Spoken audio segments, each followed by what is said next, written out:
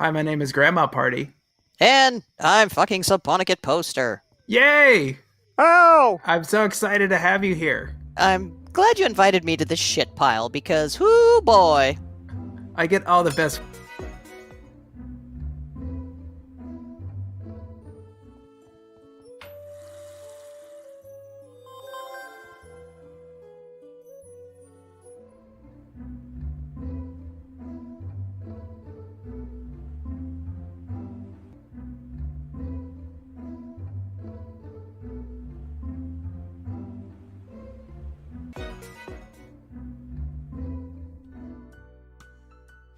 I went here for my undergrad. Oh yeah? I hear this is a good school. What year did you graduate? In 97. I really don't like being back here. It's like stepping back into the past. What's wrong with that? I miss my school all the time. It was like the best time of my life. Was it though? I don't know. I'm happier as a graduate student. There's a bit more pressure, but that's because we were asked to be the best in our field and not pass 10 classes unrelated to our major per semester. But what about the parties, the friends? You know, like the social life. Don't you miss that now that school is over? I have a social life still. I hang out with you and everyone else. Plus, I see my friends from back home. School takes up a lot of your life. Why do you have to give it your best years? I always wondered if people go into college saying, "This is going to be the best 4 years of my life," because movies, TV shows, and their depressed parents say things like that. Maybe we almost convince ourselves of that because we're always hearing that. Sure, no parents to tell you what to do and when to come home is cool, but there comes a point where parties, drinking, hooking up, and all this nihilism starts to wear you down. Maybe that's what makes you old. You spend 4 years living in excess, and when you get to the other side, all the partying has aged your body, and now the only thing left to do is make babies and feel sad that you don't have the energy to actually live your life. Wow, my college years didn't sound that cool. Maybe I should go back for my second degree. 4 more years of that and you'll be super old. But didn't you find it scary? Entering the real world? Having bills, getting married, having babies? All that other stuff? This is the 90s. I don't have to feel that pressure. I got a job because I wanted one. I wanted to work towards something. I started my master's degree because I wanted to learn more. You use the words "have to" a lot. I want to. Life is short, might as well make it worth living. Parties are fun, but you don't leave a mark on the world that way. Sometimes I wonder if people know how to have fun without alcohol or other worldly things. Yeah, you're right, probably. I'm not a psychologist like you, but when you say it like that, I really don't ever want to say, "These were the best years of my life," and convince myself that it'll never be better. I guess that's pretty sad. Yeah, probably would be. You know, my sister went here. Yeah? What's her name? Allison. She lived on campus in the all-girls dorm. There is no all-girls dorm here. There are obviously all-girls rooms, but... You sure? I don't know, I can't remember. That's all from so long ago. Room. He only got asked to leave. Right. We all had that guy. He usually smoked a pipe. That's what he's lacking. A fedora. There was a guy in my college who showed up to every class in a business suit with a briefcase. By the way, there's a gentle skull icon over there, which means there's a hidden encounter, and this is the encounter that everybody hates, because it's 3 cops who only shoot at the Black Party members. Now see, if that's the problem with, like, the people who made this video game. I don't trust them to have the presence of mind, but that is actually, from somebody that I trusted, would be very clever. It would be, but... It would be a nice social commentary, but yeah, these guys either... They probably just did it as a joke or whatever. Oh, it's funny. Black Lives Matter, right? Yeah, exactly. But, again, that could have been really clever. Yeah, but their social commentary is terrible. Exactly. It's tongue-in-cheek at best. Everything is terrible about this. So are you one of the Modern Warfare goons? Yeah. Modern Warfare 1 I actually didn't play. I didn't start playing until Modern Warfare 2. But since then, every single iteration, yes, I've played them all. Okay, the original Modern Warfare Goons on 360 was the weirdest gaming experience I've ever had in my life. Tell me stories. Well, I played on PS3, so I wasn't part of the cool group at the time, but participated in the threads, so like all the Xbox goons, I knew who they were and kind of what went on with them and those types of things. Now, were you No Grandma No, or was that someone else? That was somebody else. I used to be Okay. Captain Scraps, and then it was Mommy Party. Mommy Party. Okay, Oh, God. that's definitely familiar to Oh, me no. as a name, but I don't think we ever played together. So that's the Ghost mixtape, but we're not going to give it to the Sad. Hey! Get away from my van! What's with these damn kids? There was a group like you here earlier this morning snooping around my van! Oh, sorry. Guess we should get out of here.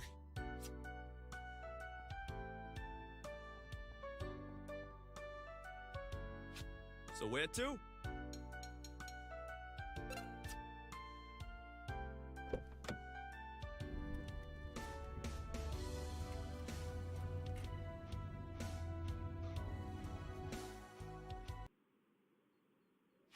Holy crap!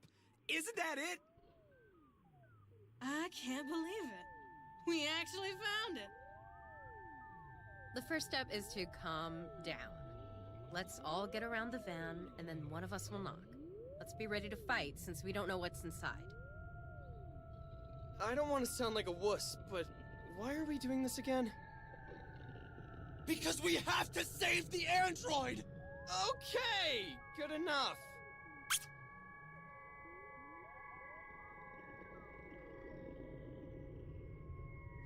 What are those kids doing with this mysterious van? Doesn't anyone else find this a little odd? So, the soul survivors are working with the mall rats. Don't be stupid. Something isn't right here.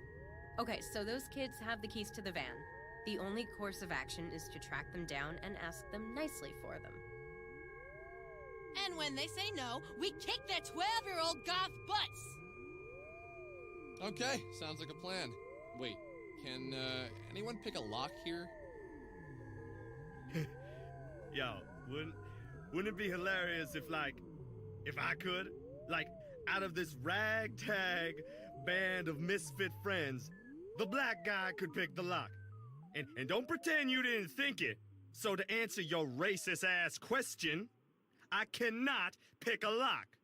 Well, at least not a car lock. I went through a Sherlock Holmes phase and learned to pick basic locks. You know, antique locks, Egyptian wooden pin locks, a warded lock, RFID locks if I had the right equipment. But definitely not a car lock. So, just to clarify, you can't pick the lock. No? Well, probably not. We're wasting time. Let's go after the brats. And then put up like turrets and shit and just have everyone try and come in and kill us over and over again. Still a thing. Oh, man. No hushing because there's no real ground cover like there used to be and no ghillie suits, but we definitely still do slumber parties. We completely talked over Claudio's "it's racist that you think I can pick locks" chat. But he did go through a Sherlock Holmes phase. He did. God, this sequence is just awful. I am going to talk to every single person in this mall. That's fine. You have to. You have to get the flavor text, otherwise you're not playing the game.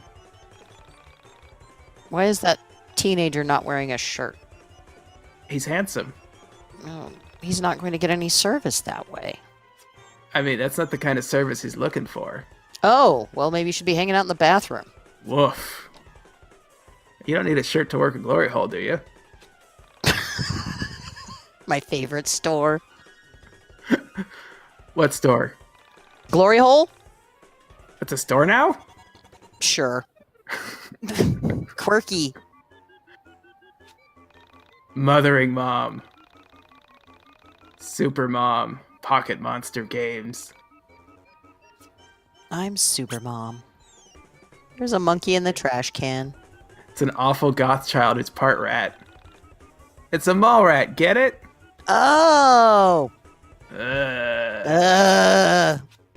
It's a joke. Like, even their puns suck. You know, I had to start keeping track of how many puns actually dunk on me in this. There's a few. It's that stupid ghost. Every single fucking time.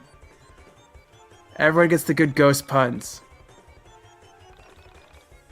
Oh, it's us. Still, what? Olive oil. What? Is that like a lube reference? Maybe that's what, oh, god damn it, I lost it. You know what I mean. Yeah, it's Mama June. I love Mama June. There is nothing of value any of these people say. But I still want to know what they have to say. It's an RPG. You have to talk to everybody. I mean, do you run around and talk to other people in Mass Effect? Yeah, pretty much. Exactly. You have to. Even though you know it by heart. Ugh, garbage smoothie. Mmm. No, I played Black Ops 4 with a bunch of people, and god, my reflexes are shot.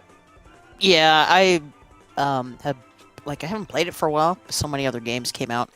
But we were playing the Blackout for a while, which is actually pretty good. I was never interested in Battle Royale, and then tried that, and I was like, no, this is actually really fun. So we stopped playing multiplayer for the most part. Yeah, because the multiplayer was awful. It was all dual SOGs all day. Like, everyone on PC was running around dual SOGs and just terrible. Yeah, they were doing that on PS4 too. It's one of those things where it's like, just take out the dual-wield attachment. There you go. You don't have to nerf the gun. Just take out the dual-wield attachment. End of story. Working as intended. Mommy, mama, mother, mom. Yes? Pog. Pog. These are going to do Pog in the something. garbage. These are going to do something one day. I don't know what. I'm not that far ahead. Now, I have to warn you, there's actual plot that happens in this episode. Oh no. Yeah. And you're just going to want it to stop. But first, we have to talk to every single person who's here to watch the band. And also that. You threw a kitty in the fountain. Well, you threw a kitty across the fountain. Thank you. I mean, it's not really a cat, it's a tool. Because I sure as hell can't get this thing to do what I want. Where'd she go? Nope, they're all outside. Never mind. Okay, so what are you playing currently? Sekiro. Everyone's playing Sekiro. It's pretty good. I can't do it. You can do it. I'm bad at games. So? I ain't got time. You judging me? I feel it. Well, the nice thing about Sekiro is you can like avoid a lot of enemies, so you don't have to do that much fighting if you don't want to. You can just hide, run away, sneak, whatever. I'm even worse at stealth. Like, I'm just gonna run up and immediately die to everything. It's a learning experience. Especially the chickens. Oh yeah, those some nasty fucking chickens. I admit, I died to the chickens once. I got mobbed. I'm stun locked. I love when that happens. I watch videos of people that do that. Yeah, and then I went back and murdered them all. Bad chickens. Monster! How do you live with yourself at night? Look at all the things I've killed in video games. Chickens? Whatever. No, it's okay to kill sentient beings. They can make their choices. Those chickens are there by circumstance. I did a whole bunch of monkey murder too, and I felt kind of bad about that. But I'm like, look, if you monkeys wouldn't fucking attack me, this wouldn't happen. Okay, monkeys know better. Have you ever seen a monkey in real life? Yes, they're little assholes. No, they're horrifying. Like, they're just like 2 seconds from instantly snapping and using their sharp little teeth on your face. Pretty much. I hate them. I never understand people that get pet monkeys. I'm like, that's a really bad idea. Absolutely not. Never get a pet that wants a diaper. Well, they don't want the diaper. You want the diaper, because the monkey will just shit wherever it feels like. Yeah, pretty much. Like, most other pets. Hey, wait up! Why are you guys running from us?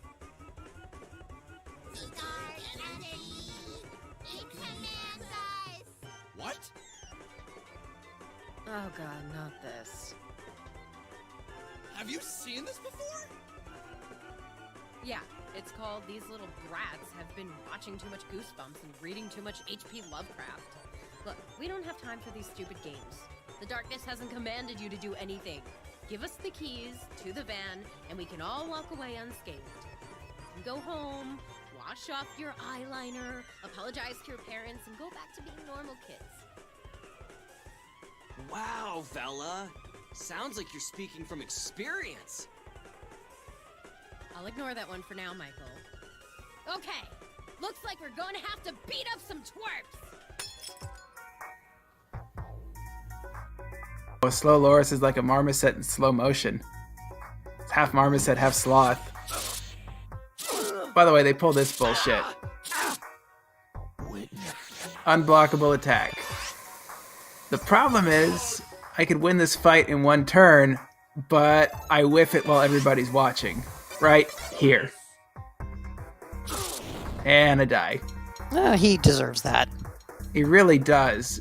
But apparently I've broken the game in such a way that LP Toss kills everything in one hit.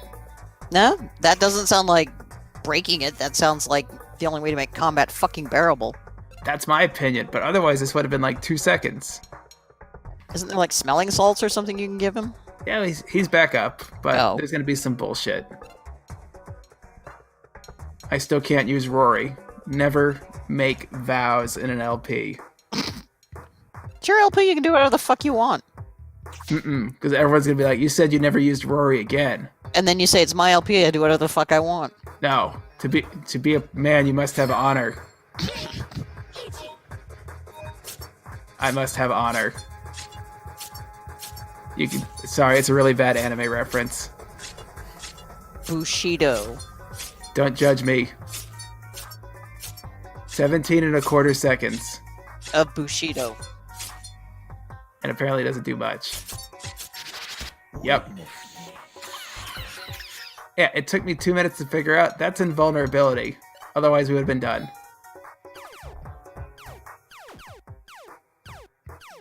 Tell me more of Modern Warfare antics. Trying to think of some of the funny shit we did. Doing like gimmick matches. Oh, those are the best. Yeah. UAV kids all grown up now. We had a game, was it Infinite Warfare? Infinite Warfare, we won 100 to 1. Wow. Against live people! Oh no. And the only person on our team that got killed was by a random grenade. Oh, that's shameful. Yeah, he felt bad, but that was a good screenshot to save. He knows what he did. Yeah. You died? Yeah, it was a grenade. I ran around a corner and blew up. I'm sorry. Happens to the best of us. It does. Get lost! I've been there. I mean, I used to be good at games. Actually, I've gotten better as time has gone on. When I first started playing, I had a negative KDR, and now I'm up to like 1.5. Nice. So, I respect that. it's improvement. Learning how to get shot in the face less. The key is to shoot them before they shoot you. There's that. Learning how maps flow and just all of that fun shit. And also getting just a little drunk. That helps. A little drunk is good. A lot drunk, not good for No. shooting ends. Very Oh, bad you for just get shooting mad. ends. You just get Yeah. mad very Well, quickly. your reaction time goes in the shitter, and then you're like, I meant to shoot that guy. Oops. I shot the wall. It's fine, he's cheating. Yeah, one hit. Game broke. He got $80 for that. What goth kids have $80? Seriously. I guess if you're rolling up cigarettes and Bible pages and selling them. Please just relax. Well, that and Let since... me know how this all happened. When did you first meet the Soul Survivor? A few days ago, the Great Spirit Being dropped his keys. I picked them up, and ever since, I've been doing his bidding! Doing his bidding? The Soul Survivors aren't some Saturday morning cartoon villains. They wouldn't ask you to help them with some evil plan. I'm going to go ahead and assume you just picked up the keys and carried them around pretending to be its evil minions. Youth. Okay, you can go.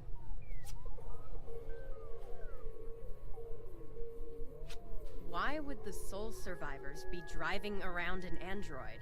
What the hell is going on here? Let's go to the van. Maybe once we open it up, we can find some clues. Walking back to the van, I started to question my actions.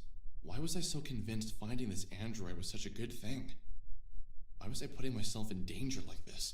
A lot of times I felt like I was an airplane circling the landing strip waiting for clearance, waiting for a purpose. Maybe I was Alex, android hunter. No, that didn't make sense. Alex, soul survivor hunter? Still not right.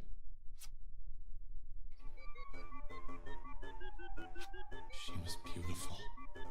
Masterful creation. Smooth plastic skin. Slick curves. And a perfectly sculpted face that reminded me of one of the anime girls on Claudio's shirt. What do you see? Anything interesting? She's incredible. Incredible. She's everything I've ever wanted. She loves me unconditionally. This hole was made just for It me. would take a robot. Because everyone else thinks you're an ass. This is like cosmic goatsy.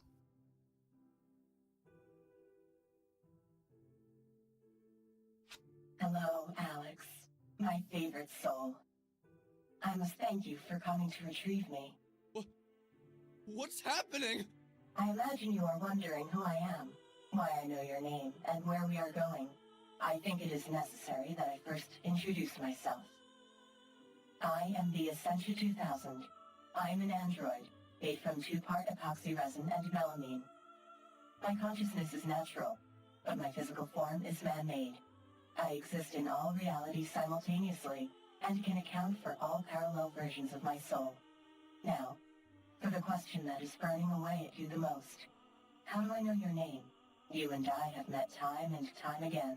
We are soulmates, in the true sense of the word. This is the part where you say, I've never met you before. and then silently add, Except in my dreams. this can and will be explained. Many months ago, you had the pleasure of making the acquaintance of a Miss Semi Park. Semi had begun the process of leaving her physical form behind. When you met her, she had already made up her mind to leave her body and enter into the place between places, the soul space. You disrupted her transition. Shortly after, you witnessed 2 soul survivors taking her away. Those 2 entities were that 2/3 of her soul that had transitioned. 2 injured parts that hadn't begun to heal. Now you are thinking, How can you possibly know all this? I was there. I am Semi. And Semi is me. When one soul leaves a reality, another can freely enter. The only requirement necessary is having some relation to the departing soul. Whether it's being a parallel version of the departing, or having an emotional connection to the departing. When Semi left your reality, I entered. Before that, this physical form was destroyed, captured, and held prisoner by the 2 entities that you just defeated in combat. Ever since then, I had tried to return. But as my physical form still held trace amounts of my consciousness, I had to wait until Semi, this reality's version of me, died or escaped into the soul space.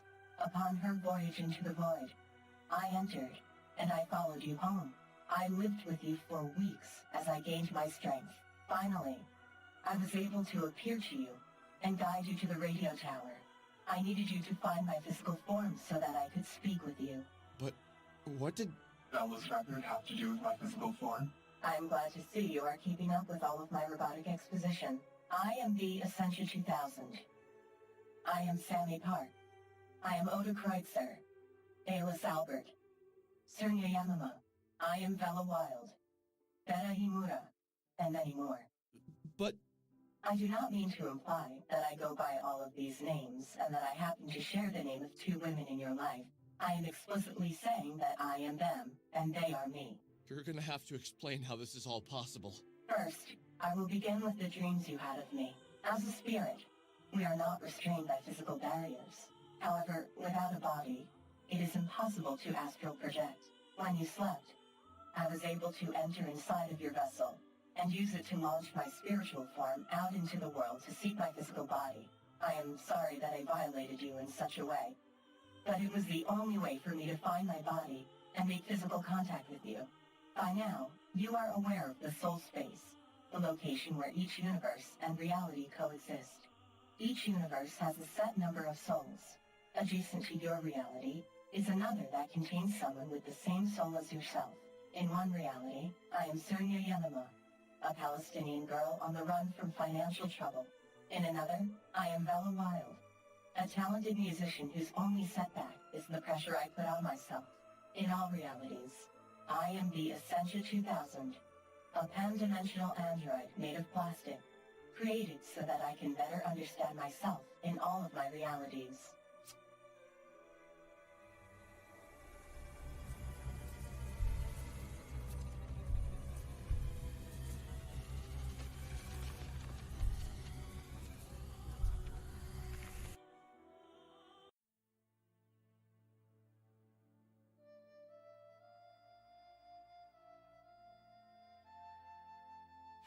I am sorry I had to take you away from your friends like that.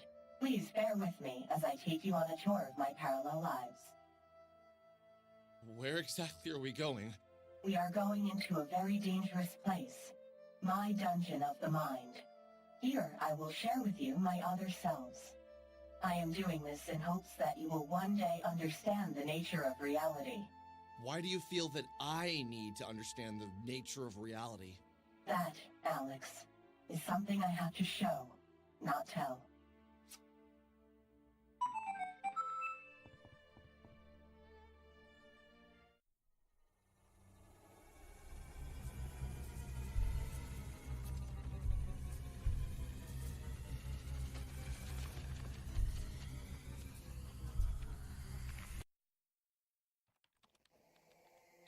I came to exist 6 years ago, in the winter of 1993. In 1993, I only knew myself to be Naila El-Amin. I was a physicist who became fascinated by the metaphysical results of my experiments.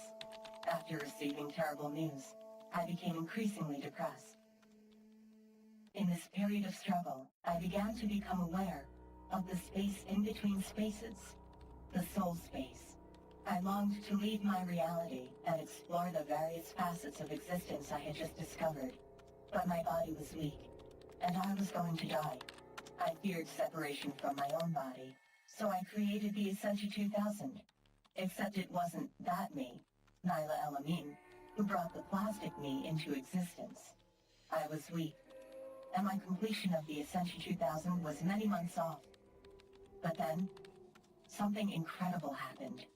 I came to be, through the intellect of another me, of Vladimir Tsar. In that reality, I was a Russian woman with similar goals. Sans the severe sorrow and physical fatigue. As the Essentia 2000, I explored the soul space and became aware of all the different versions of myself. The Essentia 2000, the Essentia 1999, and the yet-to-be-created Essentia 2890. So you mean to say that Vela and Sammy share the same soul, but they are not the same person? Essentially, yes. We have the capacity to be anything that we like to be. More often than not, we get to be the thing we least want to be. If you join me now, I'd like to take you on a journey. A journey so that you can better know Sammy, Vela, Nyla, and the other versions of myself. In doing so, I think you may learn something that you so desperately need to know. Way too much effort. I won't do it. I'd support that. But I do have some good news for you. It's over. You've made it to the end of our beautiful little Yicky journey. Thank fuck! Did you learn anything? I learned this game sucks even worse than I thought it did. Thank you and good night. Night.